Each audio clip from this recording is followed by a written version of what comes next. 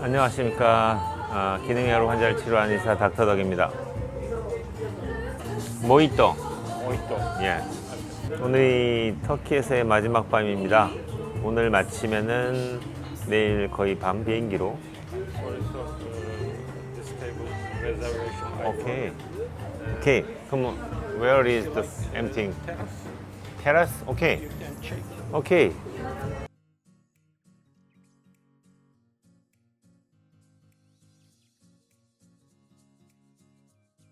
Okay, thank you. Okay. Okay, over there.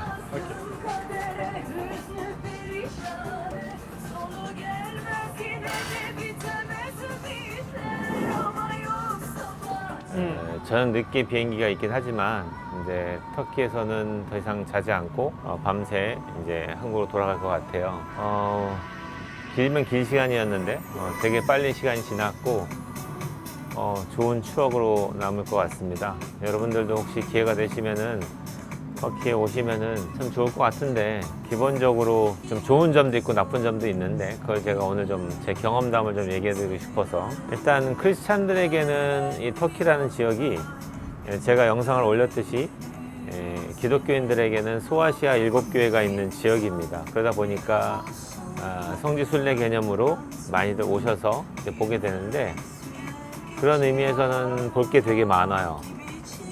옛날 성경에 나오는 모든 지명과 또는 이제 세계사가 합쳐져 가지고 그런 부분들을 공부하는 의미에서 여러분들이 오신다면 정말 좋은 경험이 될 것 같다는 생각이 드는데, 일반인들한테 그냥 단순히 관광지로서의 역할을 한다면 몇 군데는 괜찮죠. 가파도키아에서 벌룬 타는 거라든지 이런 여러 가지 경험들은 좋을 수 있지만, 스머프 마을이라고 하는 곳도 괜찮고요. 근데 그렇지 않고 나머지 부분들은 좀 뭐라고 하나요? 좀 이국적인 부분은 있겠지만 그렇게까지 재밌다? 유용하다? 이렇게 생각하지는 못하실 것 같고요. 무엇보다 힘들어하는 부분이 있는데. 땡큐.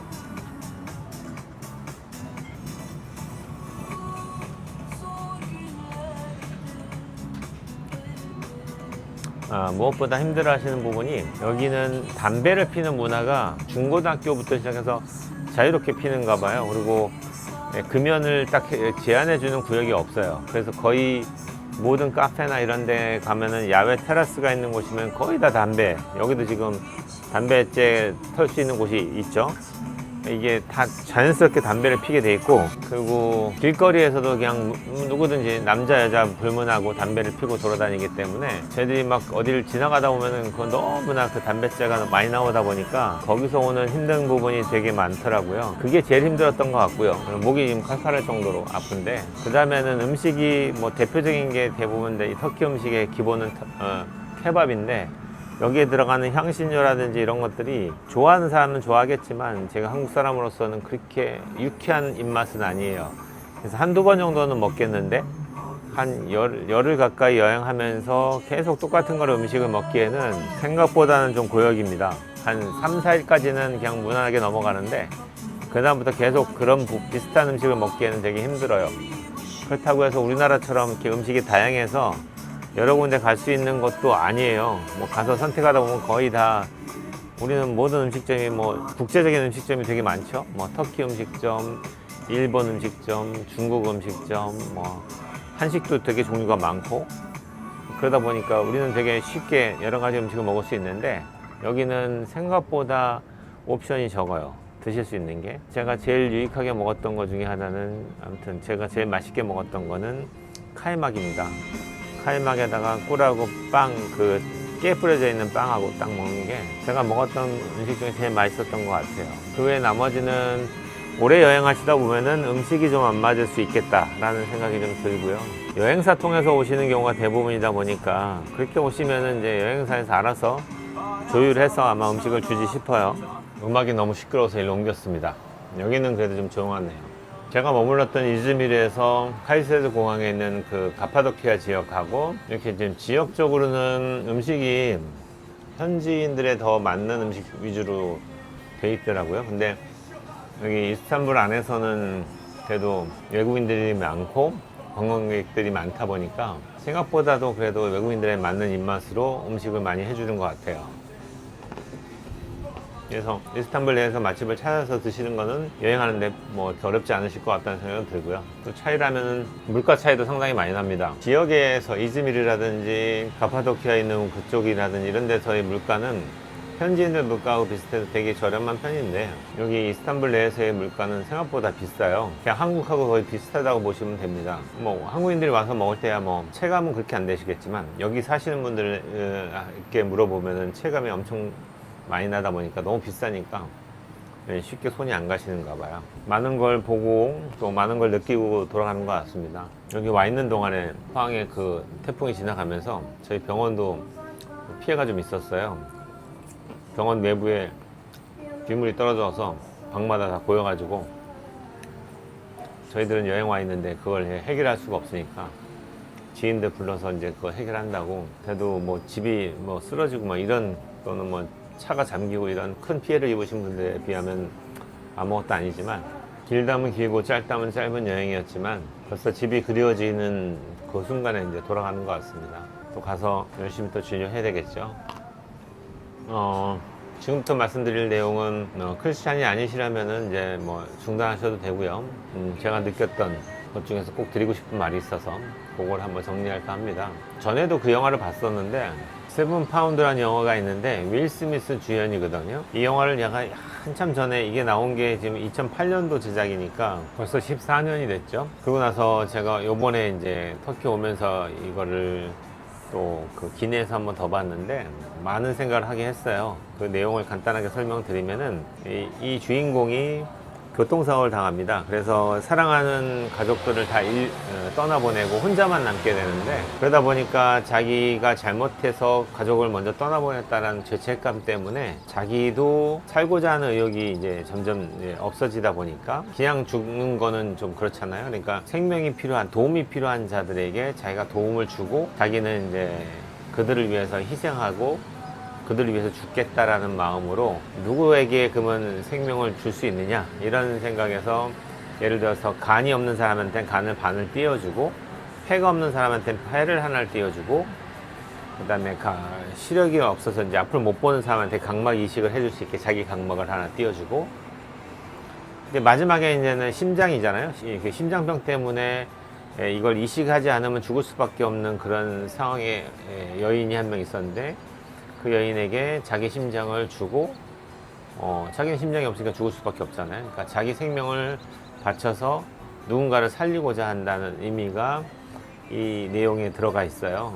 이 영화를 보면서, 그래서 윌 스미스라는 주인공이 그 자기가 신체를 기증할 수 있는 사람을 대상을 선정을 할 때, 이 사람들이 그걸 받을 만한 가치가 있는 삶을 살고 있느냐, 이런 것들을 이제 다 찾아서 확인을 해야지 아무한테나 막 줄 수가 없으니까. 그래서 그런 조건을 충분히 만족할 수 있는 사람들한테 자기 생명을 바쳐서 마지막에는 자기가 죽고 심장도 나눠주고 눈도 나눠주면서 이제 영화가 마감이 되는데, 크리스찬으로서 이걸 보면서 많이 느낀 거는, 하나님의 자녀로 우리를 선택을 하셨을 때 조건이 없었다는 거예요. 윌 스미스는 자기의 생명을 나눠줄 때 그만한 가치가 있는 사람한테, 삶의 가치가 있는 사람들한테 이걸 주고 싶으니까 그런 사람들을 선별하기 위해서 많은 조사를 하고, 결국에는 이제 그게 확인이 될 때 그 사람들한테 그 모든 걸 나눠주는 거죠. 근데 저희들은 그만한 가치가 있는 삶을 살았다고 할 수가 없고요. 우리가 과연 그거를 받을 만한 가치가 있는 인간인가에 대해서 되돌아본다면은, 아무도 누구도 내가 죽을 수밖에 없는 죄인이면서 하나님의 생명을 받아서 내가 다시 살아날 수 있는, 거듭날 수 있는 사람이 될 수 있다는 거에 대해서 자신 있게 나는 그럴 만한 인생을 살고 있습니다 라고 얘기할 수 있는 사람이 누가 있을까요? 하나님의 자녀를 선택을 할 때는 누구든지 토탈 임프로버티라고 해서 전적인 타락이죠. 누구든지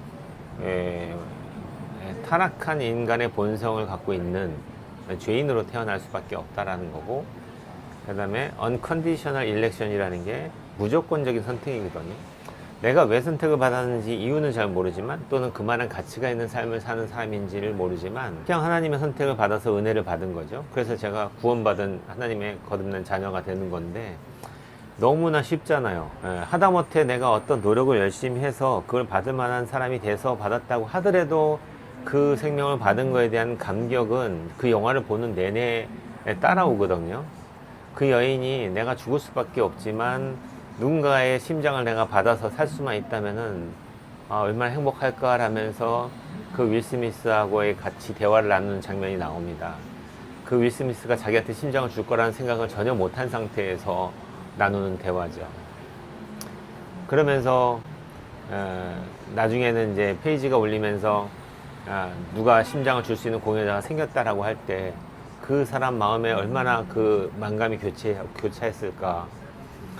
나도 이제 더 살 수 있구나. 나도 이제 누군가의 심장을 받은 생명을 더 연장할 수 있구나라는 생각을 가졌을 때 얼마나 기뻤을까. 근데 우리들은 너무나 쉽게 받는 거죠, 그 은혜를.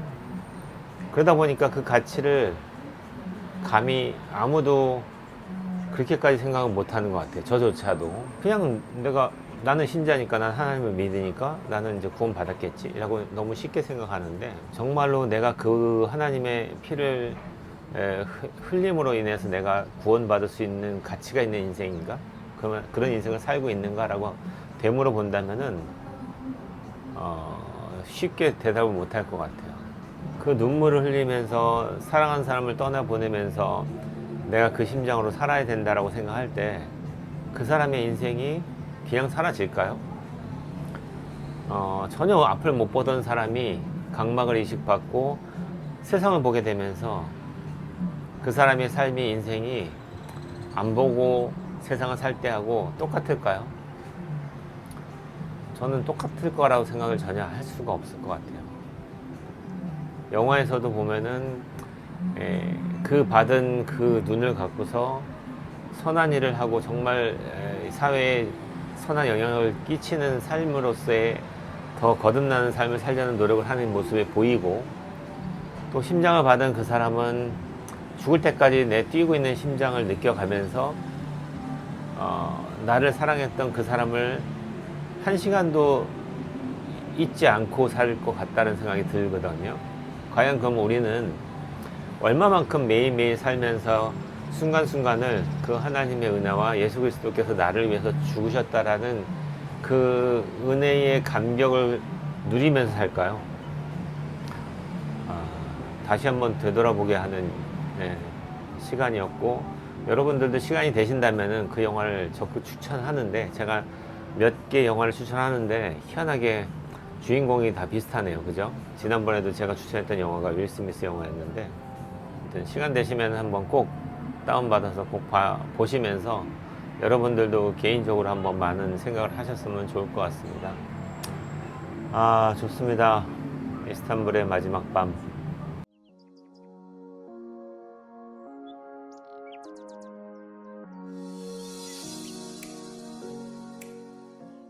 값진 생명을 받은 자로서 이제 남은 삶을 매일매일 그 감사함에 내가 할 수 있는 최선의 노력을 다하면서 살 수 있는 그런 바른 성도의 모습으로 성장할 수 있기를 바라는 마음에서 여러분과 함께 이 영상을 찍고요. 나중에 또 좀 더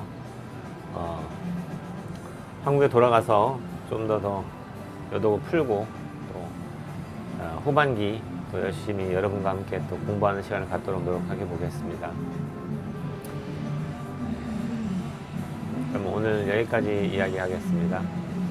온 국민이 건강해지는 그날까지 닥터덕은 여러분과 함께 합니다.